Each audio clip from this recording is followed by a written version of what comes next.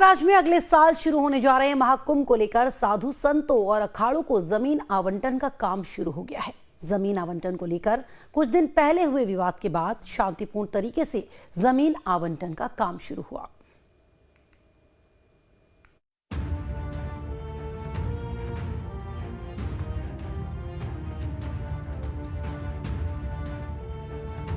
अगले साल 13 जनवरी को विश्व का सबसे बड़ा मेला महाकुंभ का आयोजन संगम नगरी प्रयागराज में होने जा रहा है।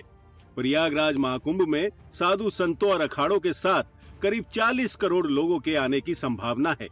कई एकड़ क्षेत्र में फैले मेला परिसर में साधु संतों और अखाड़ों के साधु सन्यासियों के रहने के लिए मेला प्रशासन ने जमीन का आवंटन शुरू कर दिया है।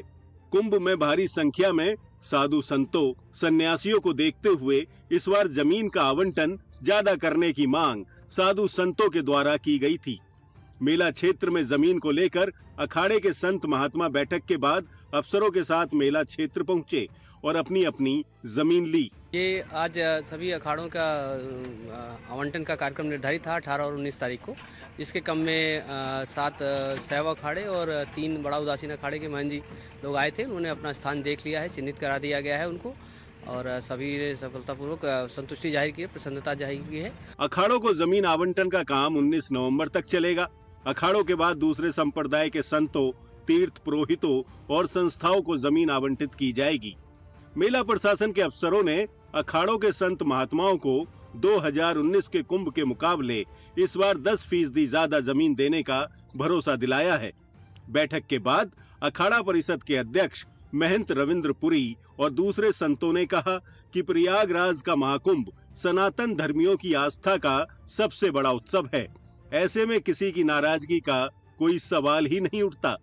बिल्कुल, जो भी जमीन हमें अलाट की जा रही है हम सब प्रसन्न है, सब कुछ है। और भी हमें जमीन की आवश्यकता होगी वो जमीन हमको मिलेगी, ऐसी कोई बात नहीं। देखिए, आज हम सभी अखाड़े एक है। आज हम 10 अखाड़े यहाँ बैठे हुए थे। 10 अखाड़ों के जो अध्यक्ष है सभी यहाँ बैठे थे। सबकी समस्याएं थी, सबने अपना सुझाव रखा है, सबकी बातें सुनी गई। जो विषय था वो था कि जमीन सभी अखाड़ों को वृद्धि करके प्राप्त हो। इस मुद्दे के ऊपर सभी अखाड़े एक मत थे, क्योंकि ये महाकुंभ है, पूर्ण महाकुंभ है, तो इसमें श्रद्धालुओं की संख्या से लेकर के और संत महात्मा भी ज्यादा मात्रा में पहले की अपेक्षा 19 की अपेक्षा ज्यादा आएंगे। अखाड़ों ने महाकुंभ 2025 के लिए भूमि आवंटन पर खुशी जाहिर की है। अखाड़ों की सभी मांगों को मानने के लिए संतों ने मेला प्रशासन की तारीफ भी की है। धर्मध्वजा होएगा।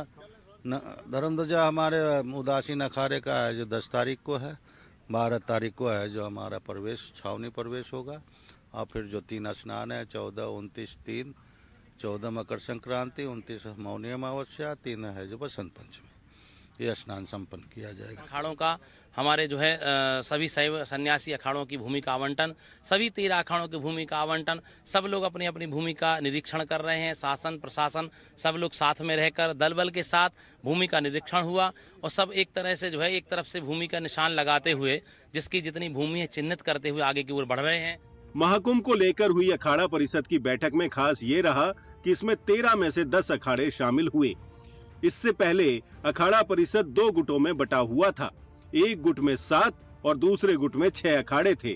सोमवार की बैठक में 10 अखाड़ों के शामिल होने से ये उम्मीद जताई जा रही है कि जल्द ही अखाड़ा परिषद एक हो जाएगा और सभी 13 अखाड़ों के संत महात्मा एक प्लेटफॉर्म पर नजर आएंगे और महाकुंभ में सभी एक साथ अपनी भागीदारी निभाएंगे। महराज अहमद के साथ bureau report, live times, Prayagraj.